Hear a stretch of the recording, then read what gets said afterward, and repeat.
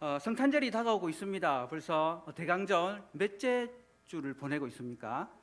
예, 우리 센스 넘치시는 우리 성도님들 벌써 셋째 주 주일을 지내고 있습니다. 이 주간 가운데에 특별히 성탄절의 참된 의미를 다시 한 번 더 새기는 그런 시간 되면 좋겠습니다. 성탄은 하나님의 은혜입니다. 온 인류를 구원하시기 위해서 이 땅에 오신 바로 우리 구주 예수 그리스도, 그분을 기대하고 또한 고대하고 소망하는 그런 시간입니다. 그런데 안타깝게도 이 성탄절도 이제 코로나 전과 코로나 후로 이렇게 좀 나눠지는 것 같습니다.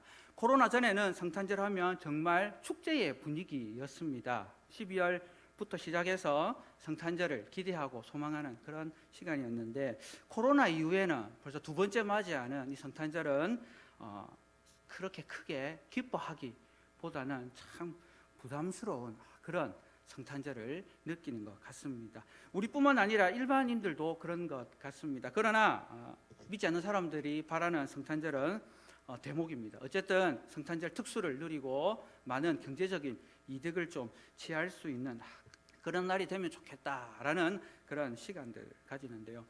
특별히 우리 성도들과 저는 오늘 이 시간을 말씀을 통해서 하나님께서 성탄절을 우리에게 주신 이유, 특별히 예수님께서 이 땅에 오신 이유가 무엇인지 다시 한 번 더 기억하고 새기는 그런 시간이 되면 좋겠습니다. 예수님께서 이 땅에 오신 이유, 오늘 디도서 말씀을 통해서도 발견할 수가 있습니다. 디도서는 특별히 바울의 제자인 디도를 통해서 그레데 섬이라는 곳에서 목회를 하고 있는 디도를 격려하기 위해서 사도 바울이 전달한 메시지입니다. 세 장으로 구성되어 있어서 아주 짧습니다. 그래서 오늘 예배를 마치고 돌아가셔서 드라마보다는 오늘 이 디도서를 한번 꼭 읽어보시고 주무시면 좋겠습니다. 특별히 이 디도서 성경에 대한 배경을 잠깐 살펴보겠습니다. 디도서는 그레데라는 섬에서 디도가 목회할 때에 그를 격려하기 위해서 쓴 서신입니다. 그레데라는 곳이 아주 특별한 곳입니다. 이 그레데라는 곳은 신약 성경에 여러 번 등장하는, 특별히 사도행전에서도 등장하고 있습니다. 사도행전 2장에 보면 오순절날 성령 강림 역사가 있을 때에 그레데에 살고 있던 경건한 유대인들이 이 예루살렘까지 왔었다라는 것을 본문을 통해서 발견할 수가 있습니다. 특별히 그 가운데에서 오순절날 성령이 임하셔서 성령의 말하게 하심을 들었던 경건한 유대인들이 있었고, 그 경건한 유대인들이 베드로의 설교를 듣고 복음을 가지게 된 그런 배경이 사도행전 2장에 기록이 되어 있습니다. 뿐만 아니라 사도행전 27장에 가게 되면 사도 바울이 로마로 가는 길에 이 그레데에 경유해서 복음을 전한 그런 내용도 있습니다. 그래서 추측해 보건대 오순절날 성령 강림 역사를 통해서 하나님에 대해서, 성령에 대해서, 그리스도 예수에 대해서 복음을 듣게 된 그레데인들, 경건한 유대인들 가운데에 그들이 살고 있던 이 그레데로 다시 돌아가서 믿음의 교회, 가정교회를 세웠지 않았겠나, 이렇게 유추해 볼 수가 있습니다. 그런데 이 그레데라는 곳의 문화가 아주 독특한 곳입니다. 교통이 아주 발달한 곳이었습니다. 섬이었지만, 지중해에 있는 섬이었지만 아주 교통이 발달해서 여러 배들이 이렇게 왔다 갔다 하면서 문화와 문물과 교역들이 이렇게 활발하게 이루어졌던 그런 곳이라고 합니다. 그리고 특별히 그레데에 살고 있던 원주민들은 용병 출신들이라고 합니다. 용병, 무슨 말씀인지 잘 아시겠죠, 그죠? 용병 하면은 전투에 직접 참가하는 그런 사람이었습니다. 그래서 돈을 받고 주인을 위해서 이렇게 목숨까지 내어놓고 그렇게 전쟁을 터를 다녔던 그런 사람들인데요, 그런 사람들이 모여 있는 곳이 바로 그레데 섬이었다고 합니다. 그래서 남자들이 특별히 좀 거칠고, 특별히 좀 술을 좋아하고, 특별히 성적으로 문란한 그런 일상을 살아갔던 사람들이 이 그레데 섬에 살고 있었던 사람이고 문화였다라고 합니다. 특별히 그 그레데 섬에는 이 탐욕과 사악이 넘치고 자신의 이익을 추구하는 사람들이 정말 많았다고 합니다. 그런 많은 사람들이 살고 있는 그곳에서도 경건한 사람들이 있었습니다. 그런 경건한 사람들이 하나님 나라를 꿈꾸고 그 하나님의 나라를 그곳에서 이루어 가고자 했는데 문화적으로 너무나도 힘들고 어려운 그런 상황 속에 있으면서 많은 갈등을 겪었다고 합니다. 뿐만 아니라 경건한 유대인도 있었지만 또 거짓 사도들도 있었다고 합니다. 그래서 경건한 유대인들이 가정교회를 시작하고 교회를 섬기려고 할 때에 이 거짓 이단들이 또 그들을 공격하게 되면서 하나님 앞에서의 온전한 믿음과 하나님 앞에서의 경건한 삶을 살지 못하도록 방해하는 여러 요소들이 있었다고 합니다. 그래서 바울은 이 디도를 통해서 그레데에 살고 있는 경건한 유대인들이 하나님 나라의 백성에 합당한 온전한 그리스도인으로 세워지고 또한 그들이 속해 있는 믿음의 공동체가 성경적인 교회가 될 수 있도록 기도하기 위해서 쓴 본문이 바로 오늘 디도서입니다. 그리고 이 디도서에서 그렇게 그들을 세우기 위해서 가장 중요한 원리는 오직 한 가지, 하나님 나라의 복음, 그리스도 예수를 향한 참된 복음만이 그들로 하여금 하나님의 사람으로 온전케 세울 수 있는 원리가 된다는 것을 말씀하고 있습니다. 그래서 1장 5절에 보면 그레데에 남겨둔 이유를 기록하고 있습니다. 교회와 성도들을 온전히 세우기 위함인데 먼저는 성경적인 교회로 세우기 위해서이고, 성경적인 교회가 되기 위해서는 두 가지가 있습니다. 말씀과 기도. 그레데 교회에 속해 있는 온 성도들이 말씀과 기도로 교회를 온전히 세워가야 된다는 것을 말씀하고 있습니다. 두 번째로는 성경적인 지도자들로 세워져야 된다는 것을 가르치고 있습니다. 그래서 특별히 직분자를 세워야 된다. 새로운 지도자를 세워야 되는데 그 새로운 지도자는 그레데 사람들이 살아가고 있는 그런 문화를 따라서 사는 사람이 아니라 하나님 앞에서 정직하고 절제할 줄 알며 복음을 전할 줄 아는 그런 사람을 감독으로 세워서 믿음의 공동체가 온전히 세워질 수 있도록 해야 한다라고 지도하고 있습니다. 그리고 세 번째로는 경건한 성경적인 경건한 생활을 할 수 있는 그런 성도들이 되어야 된다. 그리고 특별히 악한 문화 속에서 이 성도들이 선한 일을 열심히 하는 믿음의 사람이 되어야 된다는 것을 강조하고 있습니다.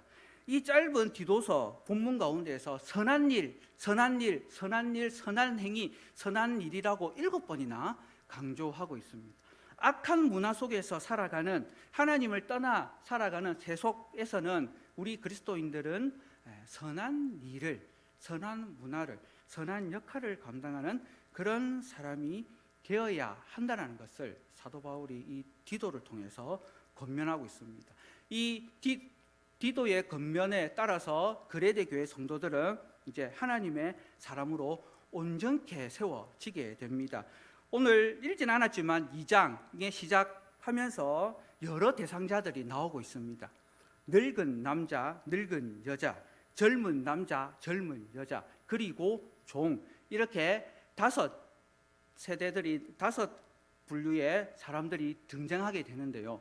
당시의 그레데에서는 각각 이 직위에 따라서 사람들의 문화들이 달랐습니다. 그런 사람들이 그리스도 안에서 어떻게 살아야 되는가를 권면하면서 오직 하나님의 영광을 위해서 우리가 그렇게 살아야 됩니다 라고 말씀하고 있습니다. 그래서 왜 그렇게 살아야 되느냐, 2장 5절에서는 하나님의 말씀을 비방받지 않게 하기 위해서, 그리고 8절에서는 대적하는 자들로 하여금 부끄러워 우리를 악하다 할 것이 없게 하기 위해서, 그리고 10절에서는 범사이에 우리 구주 하나님의 교훈이 빛나게 하기 위해서 그레데라는 섬에서 악한 문화 속에서 살아가고 있는 그레데 성도들이 오직 하나님의 영광을 드러낼 수 있는, 그렇게 살아서 하나님의 영광이 되는 삶을 살아야 될 이유를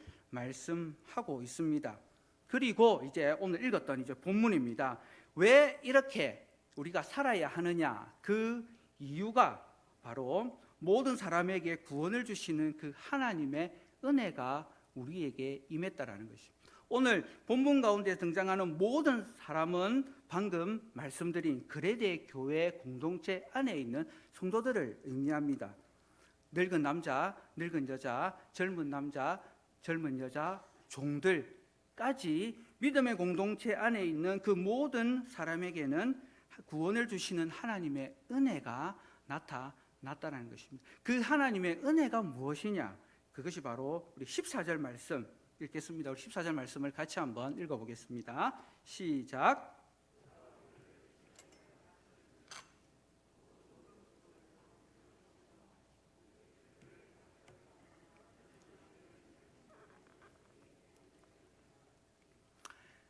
구원을 주신 그 하나님의 은혜가 무엇이냐 하면 바로 14절 말씀에 분명하게 말씀하고 있습니다. 우리를 대신하여 자신을 주신 것입니다.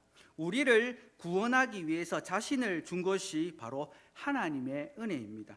사랑하는 성도 여러분, 이 자리에 앉아 계시는 우리 모든 성도님들은 우리를 구원하시기 위해서 자신을 주신 그 하나님의 은혜를 받고 누리고 있는 존재라는 것을 확신하시는 우리 성도님들이 되기를 주님의 이름으로 축복합니다.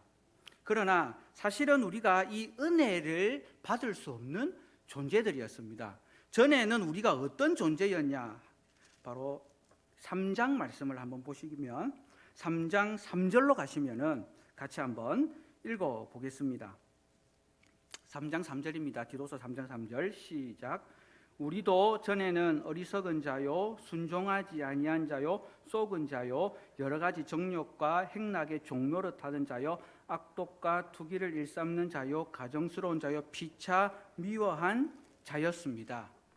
그레데 교회 성도들뿐만 아니고 그 당시 그레데라는 곳, 인류를 살아가던 사람들의 모습, 전에는 그런 모습, 오늘 이 자리에 예배의 자리에 함께한 저와 우리 성도님 역시 전에는 허물과 죄로 죽을 수밖에 없었던 그런 존재들이었습니다. 그런데 놀랍게도 하나님의 은혜가 우리에게 임했습니다. 그 하나님의 은혜가 어떤 은혜이냐? 방금 읽었던 3장 이제 4절을 보시게 되면 같이 한번 읽어보겠습니다. 시작.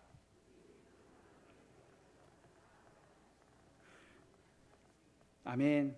우리 구주 하나님의 자비와 사람 사랑하심이 나타났다라는 것입니다. 허물과 죄로 죽을 수밖에 없었던 저와 우리에게 이 하나님의 자비와 이 하나님의 사랑이 임하게 되었다라는 것입니다.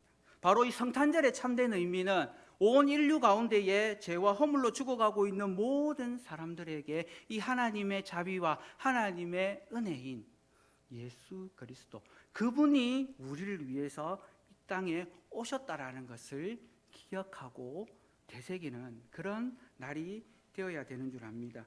이 하나님의 사랑이 그냥 딱 우리에게 임해서 끝났더라가 아니라는 것입니다. 이 하나님의 사랑이 우리에게 임했고 이 우리에게 임한 하나님의 사랑이 어떠한 역사들을 이루었는지 정말 놀라운 역사들이 이루어지게 됩니다. 그것이 오늘 2장 12절 말씀입니다. 우리 2장 12절 말씀을 같이 한번 읽어보겠습니다. 시작.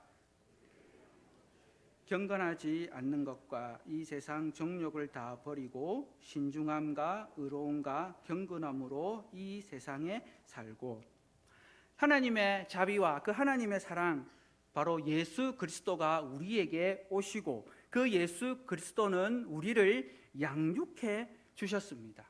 양육하다라는 의미는 우리의 자녀가 잘 성장해서 자라도록 입히고 먹이고 지도하고 가르치는 모든 과정들을 포함하고 있습니다.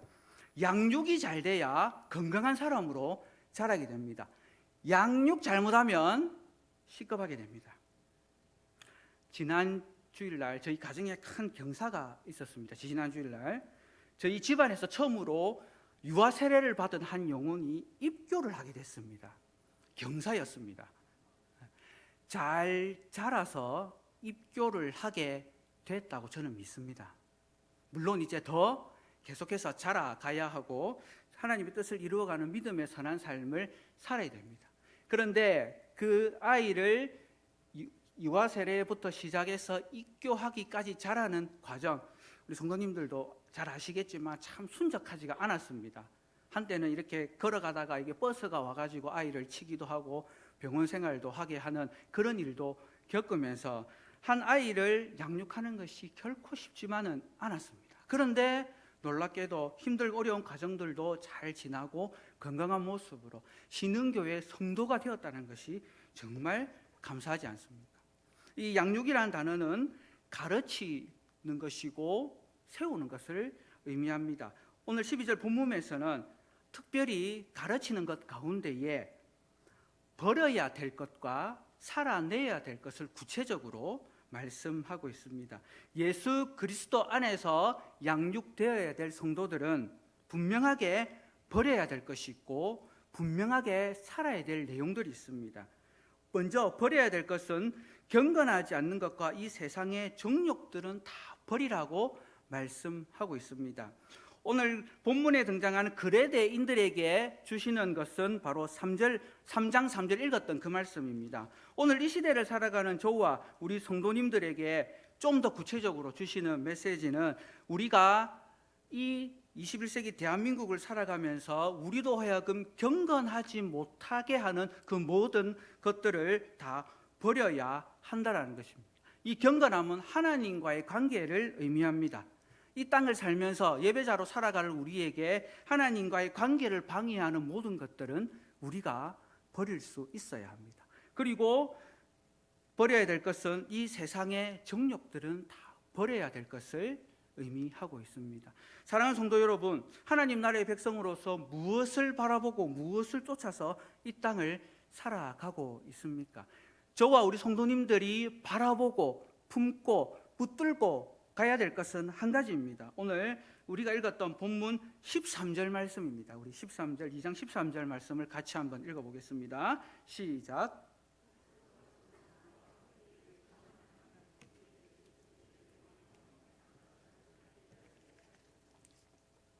우리가 버리고 붙들어야 될 것이 있는데 그것은 바로 복스러운 소망과 우리의 크신 하나님 구주 예수 그리스도의 영광이 나타나시는 것을 붙들고 살아야 됩니다. 바로 이 땅에 다시 오실 예수 그리스도, 그분을 바라보고 그분을 붙들고 이 어렵고 힘든 이 어둠의 시대를 살아가는 우리의 믿음이 되어야 한다는 것입니다.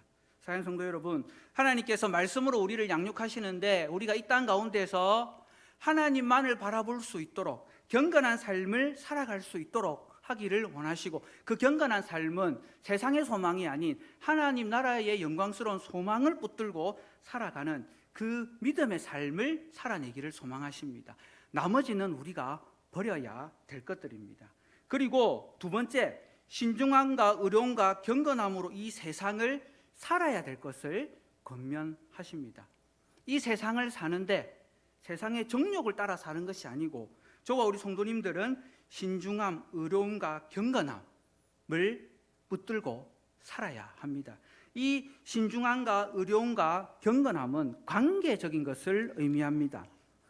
신중함이라는 것은 우리 자신과의 관계를 의미합니다. 우리 자신과의 관계가 우리 자신을 돌아볼 때에 우리 자신의 삶에 있어서 절제와 온전함으로 죄를 멀리하는 그런 삶을 살아야 한다는 의미를 담고 있습니다.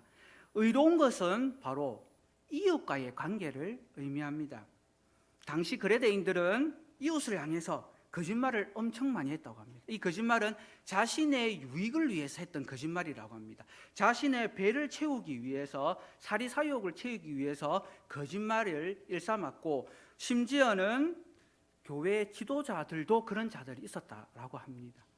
그런 관계 속에서 의로움은 함께하는 믿음의 동력자들에게 결코 해악을 끼쳐서는 안 된다는 것, 선을 위해서 살 수 있어야 된다는 것, 상대방이 가지고 있는 것을 빼앗기 위해서 욕심을 내지 말아야 될 것을 의미하고 있는 것입니다. 오늘 우리가 이 땅을 살면서 바로 의로운 모습으로 살아야 한다는 것입니다. 그리고 경건함은 바로 하나님과의 관계입니다. 하나님께 대한 온전한 믿음으로 하나님 앞에 나아갈 수 있는 그런 믿음의 삶이 되어야 된다는 것입니다. 그리스도인들로서 이 땅에 살아가야 되는데 어떤 삶을 살아야 되느냐? 자신과의 관계에 있어서, 이웃과의 관계에 있어서, 하나님과의 관계에 있어서 바로 신중하고 의롭고 경건한 그런 믿음의 삶을 살아야 한다는 것입니다. 우리가 이렇게 살아갈 수 있도록 하나님께서 힘과 능력을 주십니다. 무엇을 통해서 주시겠습니까? 다시 3장으로 넘어가겠습니다. 죄송합니다. 자꾸 왔다 갔다 하시는데 이 왔다 갔다 해야 이제 안 주무시고 그래도 이렇게 경청할 수 있지 않겠나 싶습니다. 3장으로 가시게 되면 우리 5절 말씀입니다. 3장 5절입니다. 같이 읽겠습니다. 시작. 우리가 행한 바 의로운 행위로 말미암지 아니하고 오직 그의 긍휼하심을 따라 중생의 씻음과 성령의 새롭게 하심으로 하셨나니. 또 6절입니다. 시작.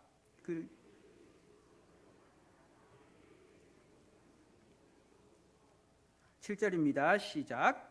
우리로 그의 은혜를 힘입어 의롭다 하심을 얻어 영생의 소망을 따라 상속자가 되게 하려 하심이라. 아멘.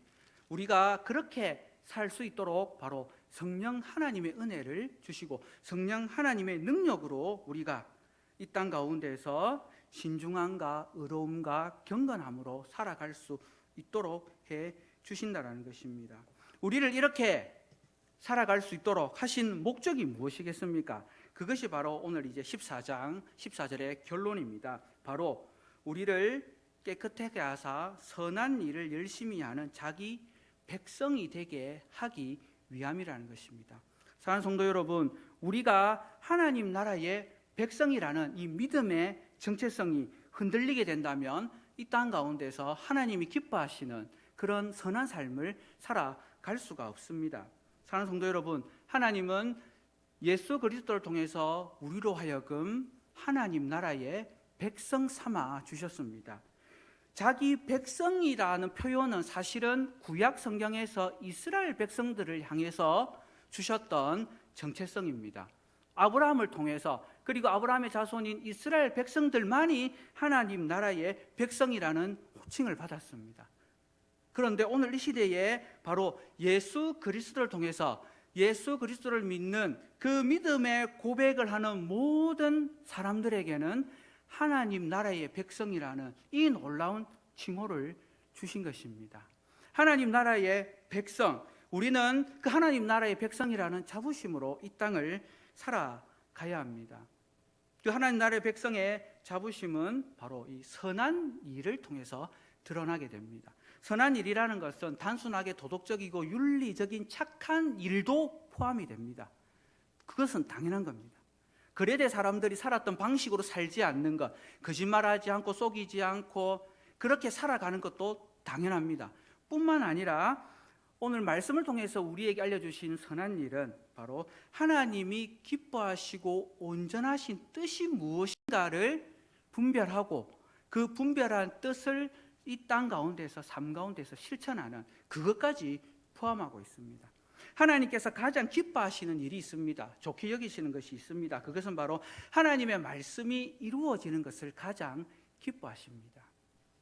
창세기에 하나님께서 말씀으로 창조하실 때에 좋았더라 좋았더라, 바로 그것이 하나님 보시기에 기뻐하셨다라는 모습입니다. 그리고 자신의 형상대로 사람을 만드시고는 가장 기뻐하셨던 모습, 그 하나님의 말씀이 우리의 삶을 통해서 이루어질 때에 하나님은 기뻐하십니다. 이 선한 일들은 크고 작음이 없습니다. 하나님께 주신 마음의 감동에 따라서 그 일들을 행한다면, 하나님께 영광이 된다면 그것이 하나님께서 기뻐하시는 일이 되는 줄 압니다.